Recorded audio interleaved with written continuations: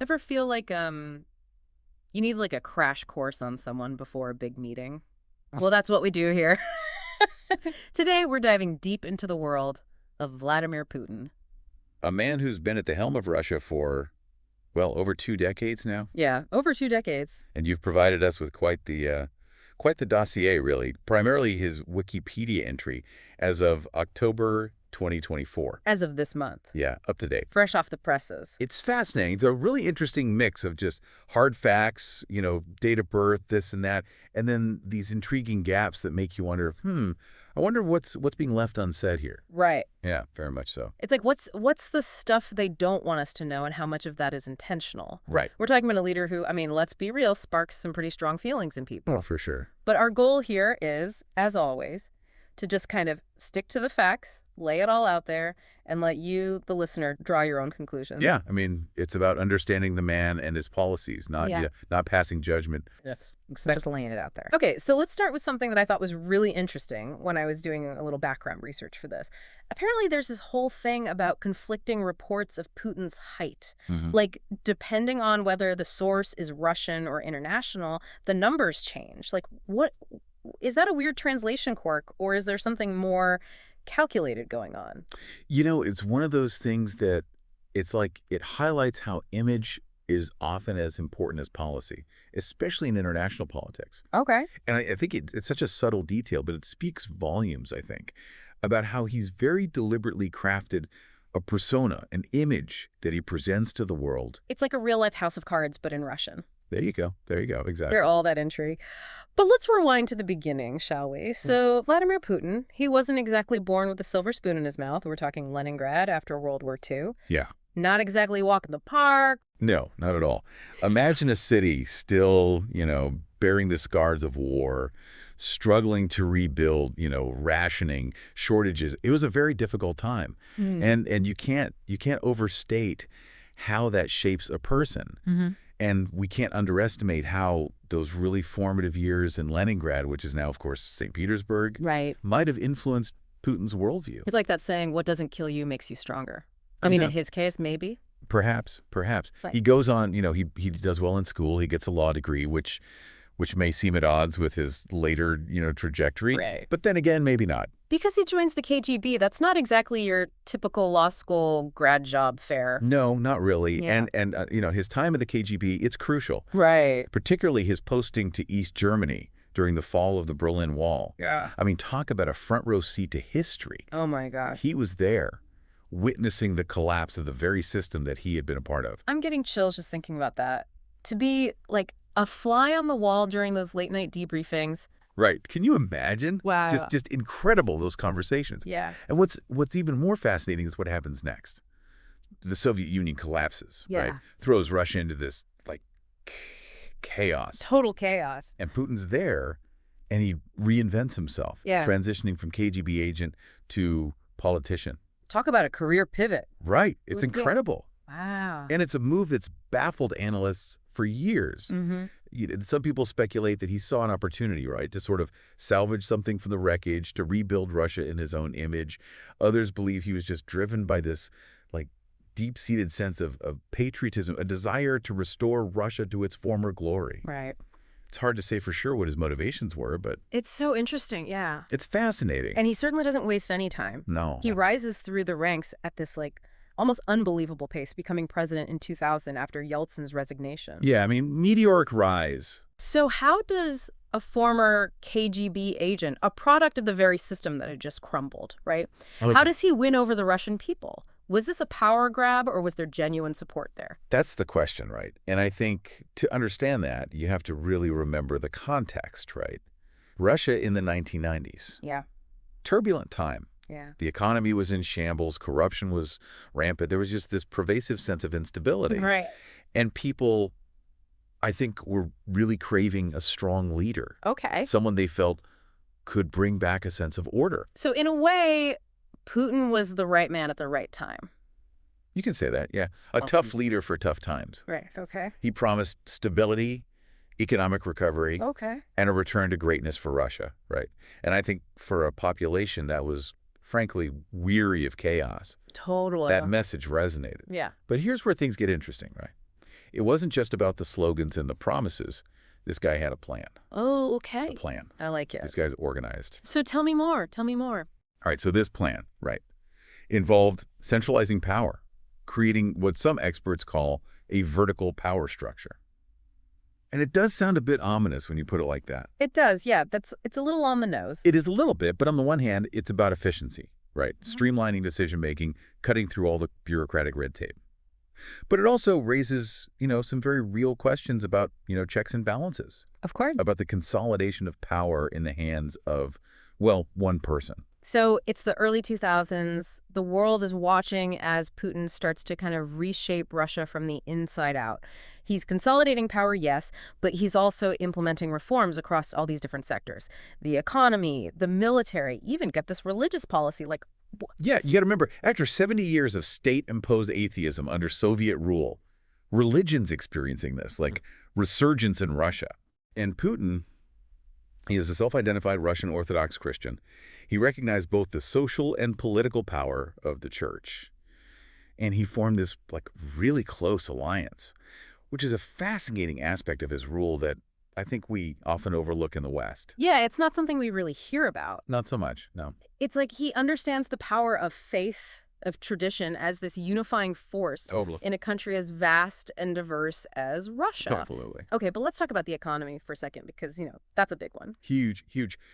Putin inherits this economy in shambles after the collapse of the Soviet Union, right? His initial focus is on stabilization, on growth. And for a while, it seemed to work. I mean, remember those, booming oil and gas prices in the early 2000s? Yeah, Russia was rolling in dough. Flush with cash. But, like all good parties, it couldn't last forever. Right, exactly. And that reliance on natural resources, on that single economic pillar, it would come back to haunt Russia later on. Oh, we'll get to that. We'll get there. We'll get there. And for now, we're in the good times, right? Yeah. Economy's growing. Putin's also, he's focused on modernizing the military as well. Ah, yes, those infamous shirtless photo shoots. Those weren't just for vanity, were they? Not at all. Okay. Part of a carefully constructed image, projecting that aura of strength, vitality, almost, dare I say it, a throwback to the days of the czars. I love it. But beyond the imagery, there was a very strategic goal to rebuild the Russian military into a formidable force capable of projecting power on the world stage. So he's consolidating power domestically, he's boosting the economy, he's flexing Russia's muscles internationally. It sounds like he's checking all the boxes. Ticking all the boxes, yeah. But we also have to, address the elephant in the room here, which is his track record on human rights and freedoms. Right. And it's not exactly a pretty picture. No, it's complicated, right? It's complex. His supporters will argue that he brought stability and order to Russia after a very chaotic period, and that, some restrictions on individual liberties, unfortunately, were necessary to achieve those goals. Okay. His critics, however, argue that those restrictions have gone way too far. And, there have been crackdowns on independent media, journalists facing intimidation, censorship, even violence. And let's not forget about the just tragic case of Anna Politkovskaya, the journalist who was murdered in 2006 after being a vocal critic of Putin's policies, especially in Chechnya. Yeah, her murder really sent shockwaves through the international community, and it cast this very long shadow over Putin's rule, and it became the symbol of the dangers faced by those who dare to, challenge the Kremlin. And then there's this, controversial foreign agents law. Oh, yeah. Which just sounds like something out of a dystopian novel. It does, doesn't it? It's a law that's been, unsurprisingly widely condemned by human rights organizations. Basically, it allows the government to label any organization receiving funding from abroad as a foreign agent. Okay. Which, let's be honest, carries some pretty negative connotations. Right. And it subjects them to increased scrutiny, restrictions. Yeah. It's a way for the government to really control the narrative. So you can see how a law like that could be used to stifle dissent, to silence critics, to just control the narrative. Absolutely. It's a way of saying, if you're not with us, you're against us. 100%. And that brings us to another key aspect of Putin's rule, his unwavering focus on consolidating power and really eliminating any potential threats to his authority. He understood that true power lay not just in controlling the government, but in controlling the narrative, right? Controlling the information landscape. It's a level of control that's honestly kind of chilling when you think about it, but it seems to be working for him, at least, domestically. But let's shift gears a little bit and talk about Putin on the world stage, because his impact obviously goes way beyond Russia's Oh, borders. absolutely. I mean, there's no doubt about that. Hmm. If we had to sum up Putin's foreign policy in like one sentence, I think it would be this: restoring Russia to its former glory as a global superpower. Okay. This is a guy with a long game in mind. I love that analogy. Restoring to like a global powerhouse. Okay, but what does that actually look like in practice? I mean, how do you go from a crumbling empire, which is basically what Russia was in the 90s, to like a global Yeah, powerhouse? it's a process. It's a long game, as I said. And Putin's been playing it masterfully, I think. He's used this like really interesting combination of strategic alliances, economic leverage, and, the occasional military intervention to kind of nudge things along and really advance Russia's interests on the world stage. Okay, let's break that down a little bit. So, strategic alliances, we're talking about those relationships he's cultivated with certain countries over the years, right? All right. Countries that maybe have a bone to pick with the West or are looking for like an alternative to the US-led world order that's been in place for so long. He got it.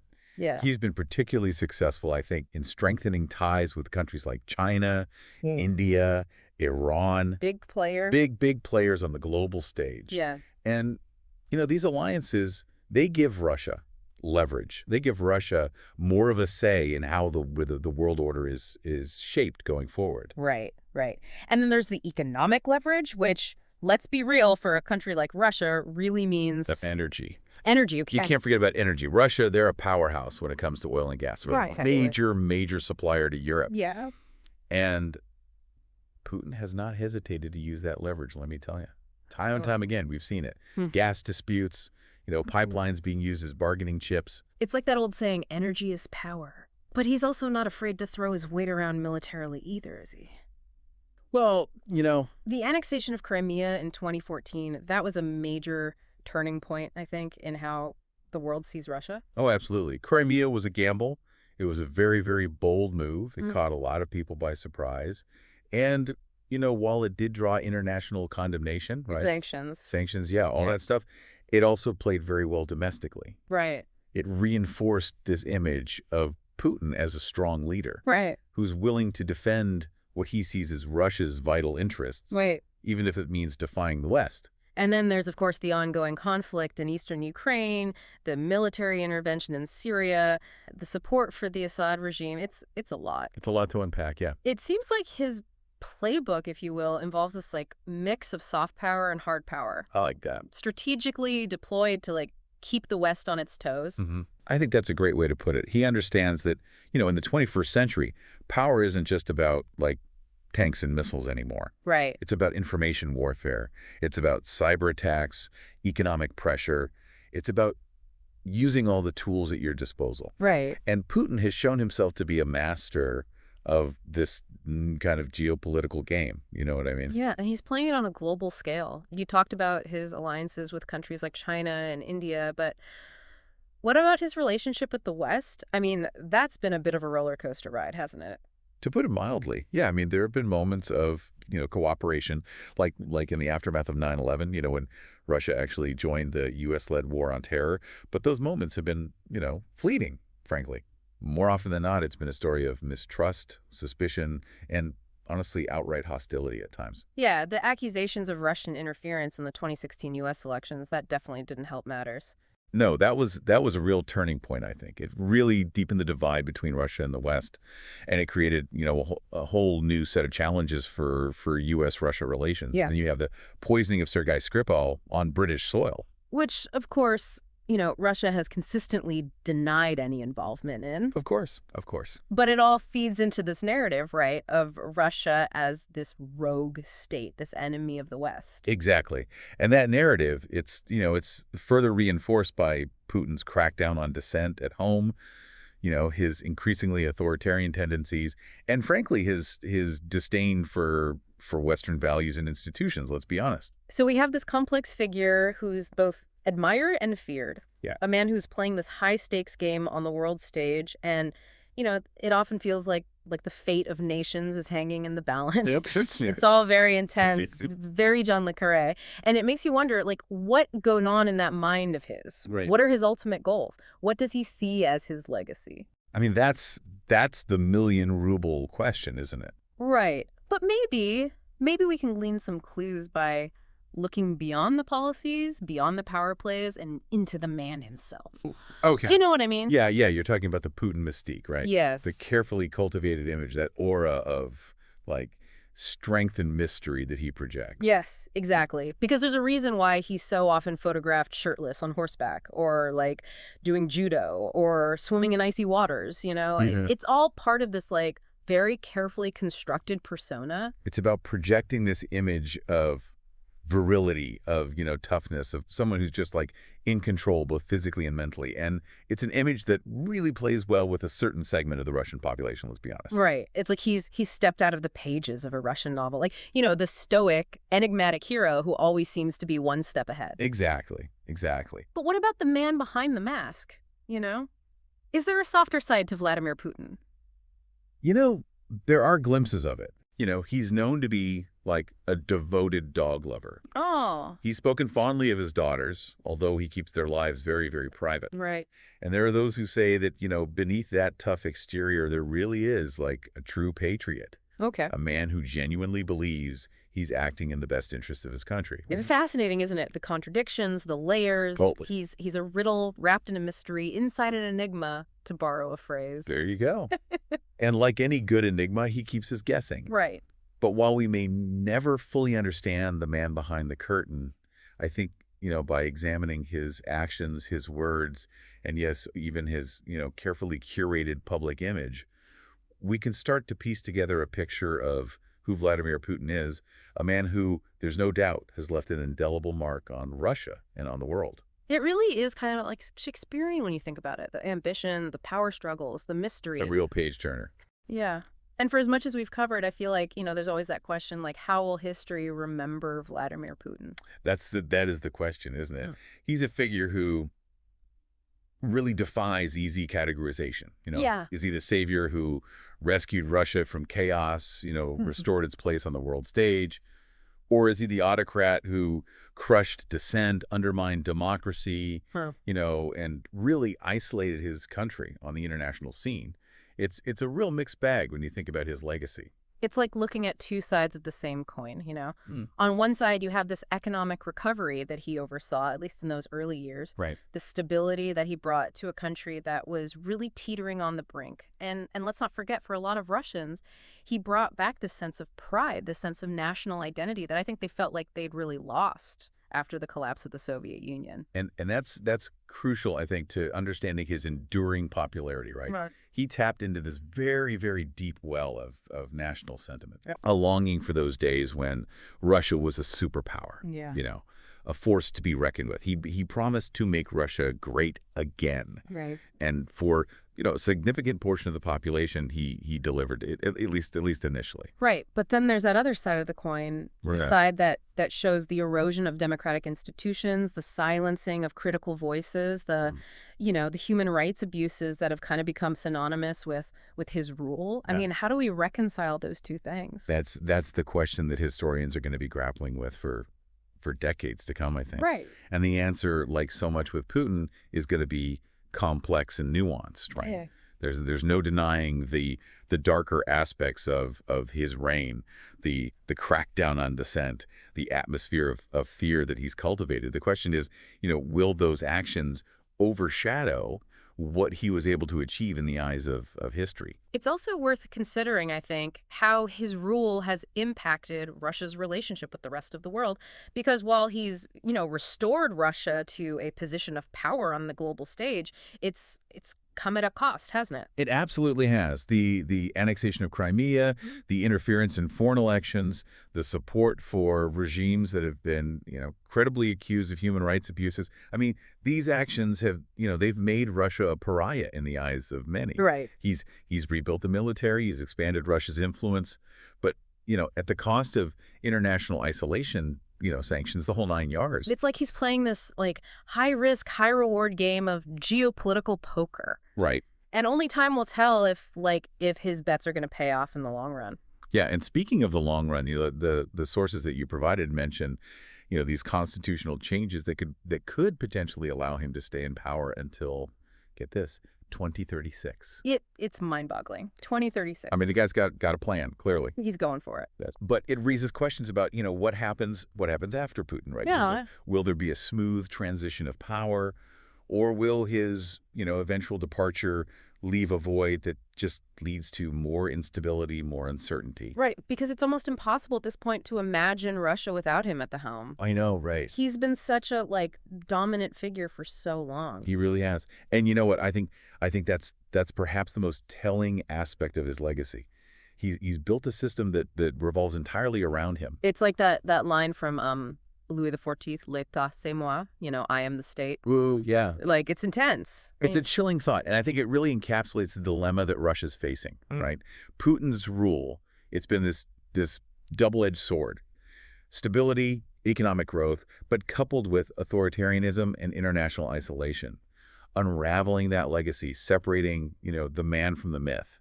That's going to be one of the defining challenges for Russia in the years to come. Well, I think we've given you, the listener, plenty to ponder today.